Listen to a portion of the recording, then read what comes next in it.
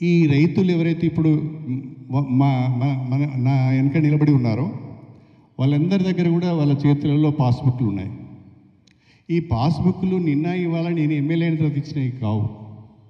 50 సంవత్సరాలుగా పాస్బుక్లు వాళ్ళ చేతిలో ఉన్నాయి. వారసత్వంగా వచ్చిన భూములు అవి. కొద్దిమంది మాత్రమే కొనుక్కున్నారు, మిగతా అన్ని వారసత్వంగా వచ్చిన భూములే. 50 సంవత్సరాల పైనుంచి పాస్బుక్ వాళ్ళ చేతిలో ఉంది. ధరణి వచ్చిన తర్వాత కూడా ధరణి పాస్బుక్ కూడా వాళ్ళకి ఇచ్చారు. అన్నిటికంటే మించి 2017 నుండి ఇప్పటి వరకు రైతు బంధు కూడా ప్రతి సంవత్సరం వాళ్ళకు వస్తున్నది. వాళ్ళ దగ్గర పాత పాస్బుక్ ఉన్నది, ధరణి కొత్త పాస్బుక్ ఉన్నది. రైతు బంధు కూడా 2017 నుంచి వాళ్లకు ప్రభుత్వ పరంగా అందుతున్నది. ఈ సమస్య అంతా ఎక్కడ వచ్చింది అంటే 23 మంది రైతులకు సంబంధించిన సమస్య ఇది. 23 మంది రైతులు 43.38 ఎకరాల భూమి. ఈ 43.38 ఎకరాల భూమికి పట్టదారు పాస్బుక్లు ఉన్నాయి. వీళ్ళకి రైతు బంధు వస్తున్నది. జాయింట్ సర్వే ప్రకారము ఇది ఫారెస్ట్ వాళ్ళ నోటిఫికేషన్లో లేదు. వాళ్ళ ఎంజాయ్మెంట్ను డిస్టర్బ్ చేయొద్దు అనేది కలెక్టర్ గారి ఆదేశం.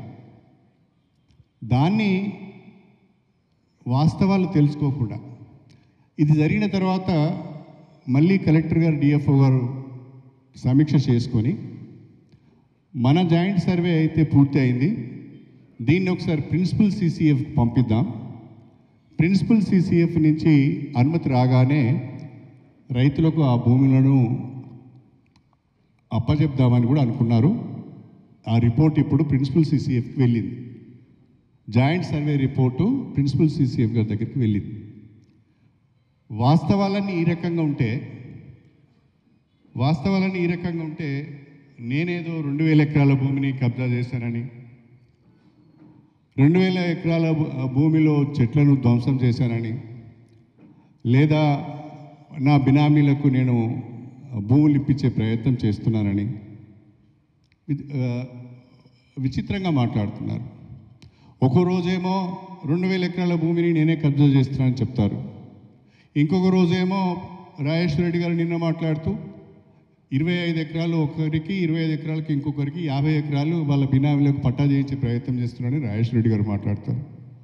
రాజయ్య గారేమో నమస్తే తెలంగాణ వచ్చిన వార్తను నమ్మి 2000 ఎకరాలు కడియం శ్రీహరి గారు కబ్జా చేశారని రాజయ్య గారు మాట్లాడతారు. ఈరోజు ఏం మాట్లాడతాడు?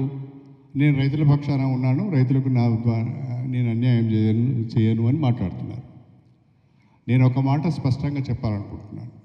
మొన్న ఈ మధ్యన మా ఇన్ఛార్జ్ మినిస్టర్ పొంగులేటి శ్రీనివాసరెడ్డి దగ్గర జిల్లా ఎమ్మెల్యేలది అధికారులది సమీక్ష జరిగింది.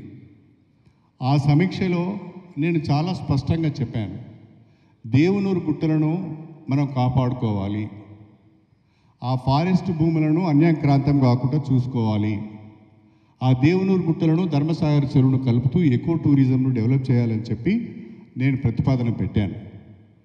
దానికి మినిస్టర్ గారు కూడాను ఆథరైజ్ చేస్తూ మీరు ఎకో టూరిజంకు సంబంధించిన ఒక ప్రాజెక్ట్ రిపోర్ట్ తయారు చేయండి అని చెప్పి కూడాకు ఆదేశాలు ఇవ్వడం జరిగింది. ప్రభుత్వ భూములను కాపాడే వ్యక్తిని నేను, అటవీ భూములను కాపాడే వ్యక్తిని నేను. అదేవిధంగా రైతుల పక్షాన మాట్లాడవలసిన బాధ్యత కూడా నా పైన ఉన్నది. ఒకవైపు రైతుల భూములను కాపాడుతూనే అటవీ భూములను కూడా కాపాడాలనేదే నా ఆలోచన. అయితే ఇంత దుర్మార్గంగా మాట్లాడతారని నేను అనుకోలేదు. మరీ బీఆర్ఎస్ సోషల్ మీడియాలో అయితే నా మీద విచిత్రమైన పోస్టింగ్లు పెట్టారు. బీఆర్ఎస్ అఫీషియల్ సోషల్ మీడియా అవన్నీ మీకు చూపిద్దామనుకున్నాను, కానీ మీరు చూసే ఉంటారని చెప్పి నేను మీకు చెప్పడం లేదు. ప్రపంచంలో ఏ మూల ఏ క్షణం ఏం జరుగుతుందో వేగంగా తెలుసుకోవడానికి తొలి వెలుగు వాట్సాప్ ఛానల్ని ఫాలో చేయండి.